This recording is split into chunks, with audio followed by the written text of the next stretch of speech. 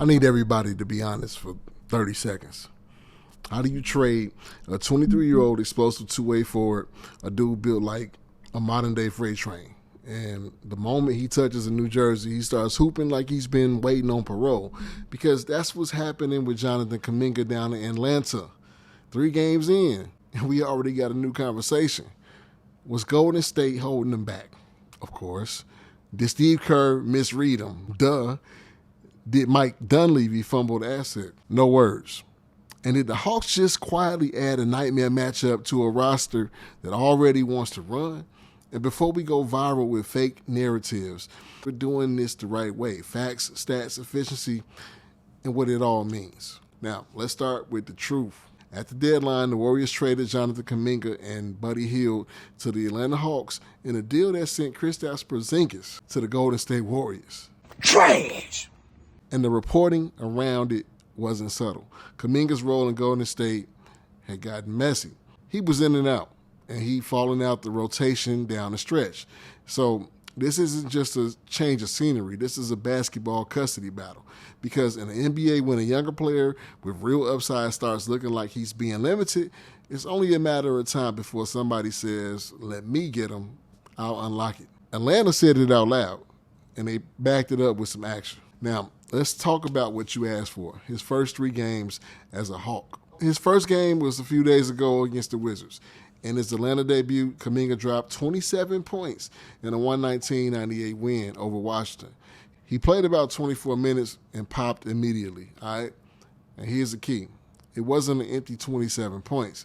He proved that he was faster, bigger, stronger, and could do so much on the court. Game 2, the Wizards again, okay? They blew him out 126-96. He put up 17 points and 9 rebounds, and that matters because the second game is where you usually see the adjustment.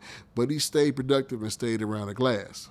Game 3, last night against the Portland Trail Blazers.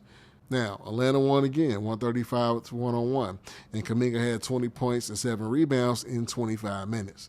So he's basically scored about 64 points in the last 3 games, over 21 points a night, and he's doing it without needing 40 minutes. Now, the biggest story in this is how efficient he's been. Here's the part that might make us Warrior fans a little sick. Across those 3 games, Kaminga is shooting very efficiently, okay?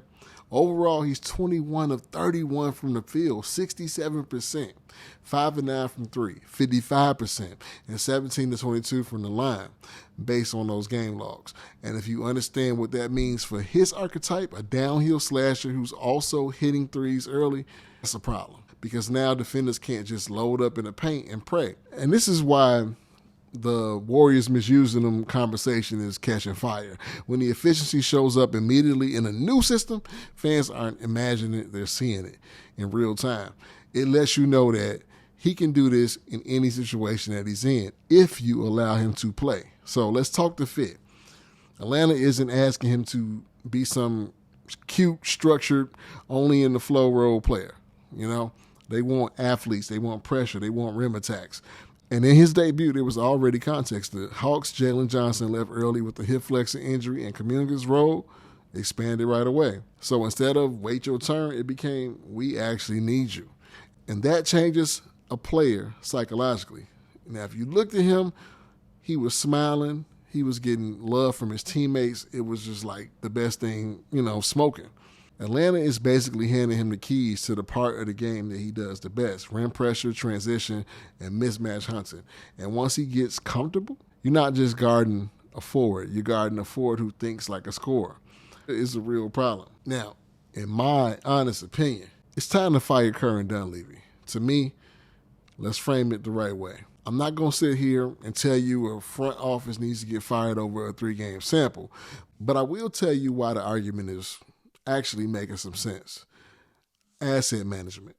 If you're Golden State and you have a 23-year-old with high-end athletic tools, you better be 100% sure he's not becoming a 20-plus point per game guy somewhere else. Because if he does, fans are going to say that wasn't a trade, that was a donation. Number 2, development and role clarity. The Associated Press reporting around his exit made it clear his usage and rotation situation had deteriorated. If a young player feels yanked around, starter one night, invisible the next, or don't play at all, you don't always get steady growth. Sometimes you get frustration. And number 3, the Warriors' timeline. Golden State is always balancing win now with future. So the real question becomes, did they trade Kuminga because he couldn't help them win, or because they couldn't agree on what he should be?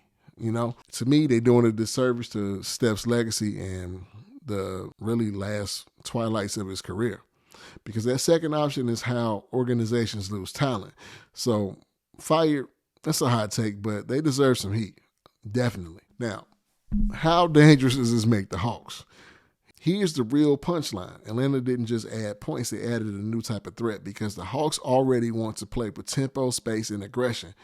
Now they have a forward who can punish small wings on the block, blow by bigs if they switch, run the floor like a guard, and early signs, hit the catch and shoot 3.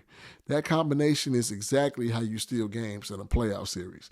Now, even if Atlanta isn't a title team, they can become, when nobody wants to see, a first-round problem, okay?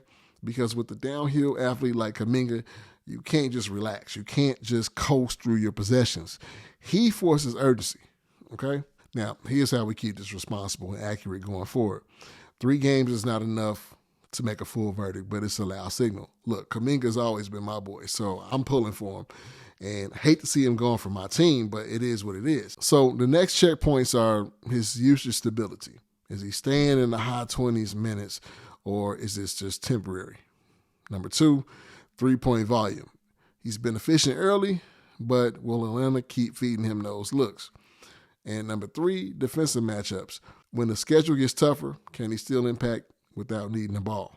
And number 4, closing lineups. Does Quinn Snyder trust him late in the game? If those boxes stay checked, then yeah, Golden State gonna have to, eat this one publicly. So let me end it like this, man. Jonathan Kuminga, salute to you, my guy. He didn't suddenly learn how to hoop in Atlanta. He's been that guy. The difference is now he's in a situation where his mistakes don't get him benched into silence. His game gets room to breathe. And when the talent like that gets oxygen, you get performances like 27 points in his debut, back-to-back solid nights, and efficiency that jumps off the page. If this keeps up, the Warriors won't just be questioned.